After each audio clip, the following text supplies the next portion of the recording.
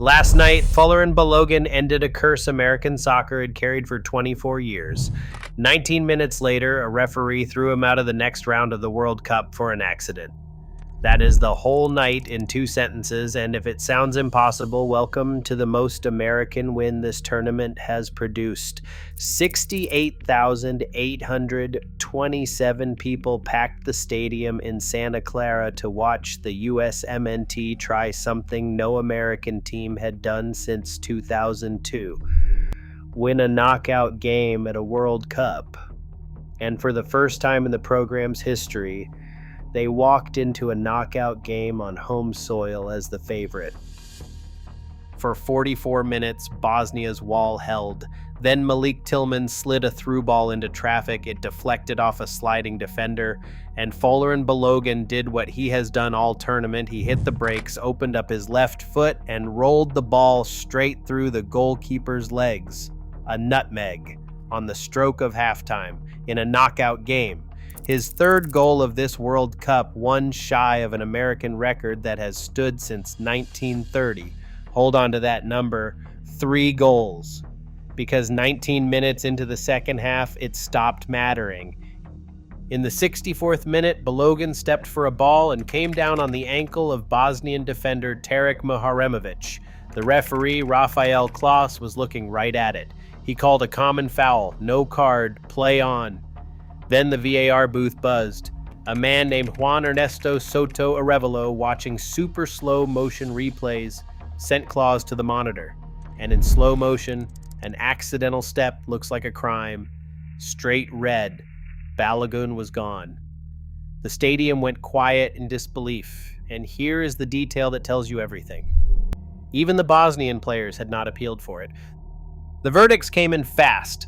Mark Clattenburg, the former Premier League referee, said on the broadcast, "This is not consistent with what I've seen the rest of this tournament," calling it a stepping action that lacks force and aggression. ESPN's VAR expert wrote flat out that the protocols were misapplied and Balogun was wrongly sent off. Fox analyst Stu Holden pointed out Balogun never even saw the defender coming. Now, to be fair, not everyone agrees. Bosnia's own coach said the call was fair, and in that slow motion replay, it does look horrible. Which is exactly the problem. Slow motion turns accidents into intent. So the United States had to survive 36 minutes of a World Cup knockout game with 10 men against a team that already had more of the ball. And here is where this team showed you who they are. In the 82nd minute, they won a free kick 19 yards out. Up stepped Malik Tillman, born in Germany, the son of an American serviceman, a 24-year-old who had never scored at a World Cup in his life. He floated it over the wall and in, and 68,000 people came apart at once.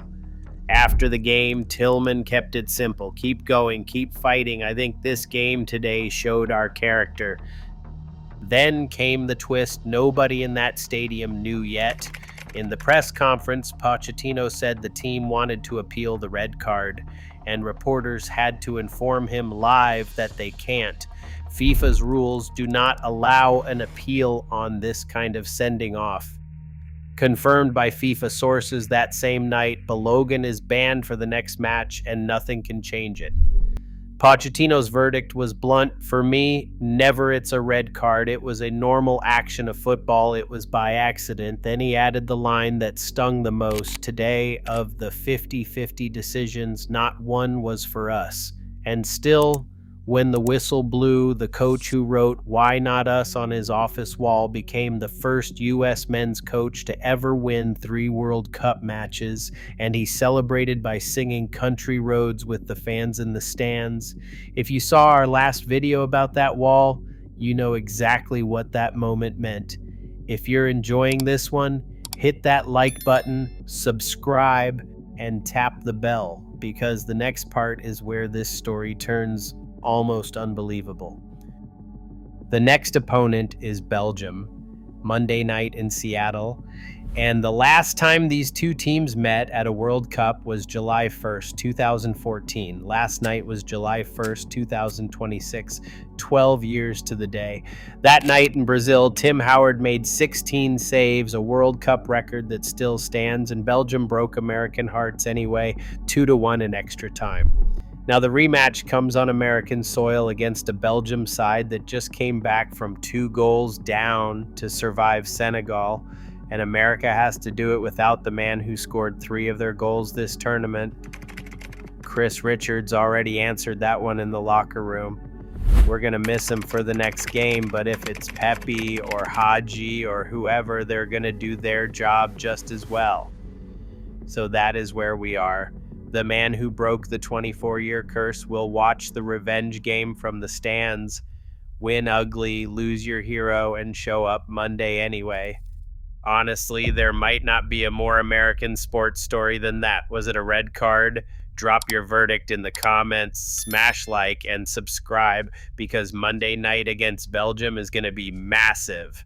Hey, before you go, look at your screen right now. See that first video element that is going to appear right there? That's the previous episode of the Cup Theory series, in case you missed it. And that second one right next to it, that's the complete binge-worthy Cup Theory playlist waiting for you. Trust me, this is one of those series you'll want to watch end to end. Every forgotten name, every buried story, every life that history almost lost. Go ahead and click both of them right now and keep the deep dive going. You know you want to. Thanks for watching.